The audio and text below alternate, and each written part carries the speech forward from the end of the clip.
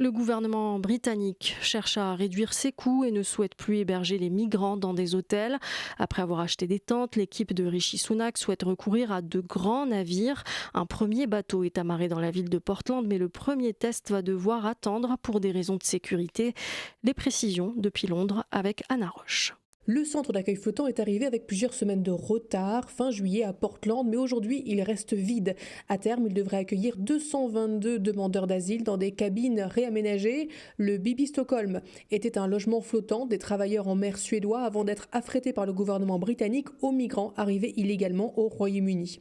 Ce devait être une cinquantaine d'hommes seuls qui devaient d'abord arriver mardi et puis mercredi dans le centre d'accueil, mais aujourd'hui, le gouvernement se contente de dire qu'ils y seront installés dès que possible. Ce sera la semaine prochaine au plus tôt.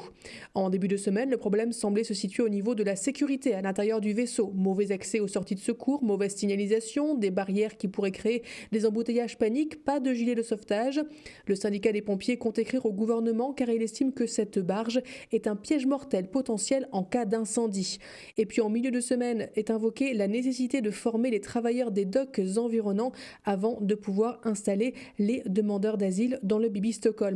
Rishi Sunak, le Premier ministre britannique, reste déterminé dans son projet, mais puisque le vaisseau est le premier de ce qu'il espère être un certain nombre de centres d'accueil flottants, une idée qui est en soi très controversée, il ne veut pas commettre d'impair en allant trop vite pour ce premier essai.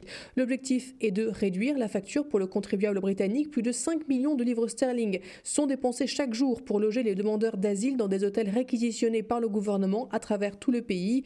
Il y a présentement plus de 170 000 dossiers de demandeurs d'asile en attente de traitement au Royaume-Uni. À Londres, Anna Roche pour Midi 1.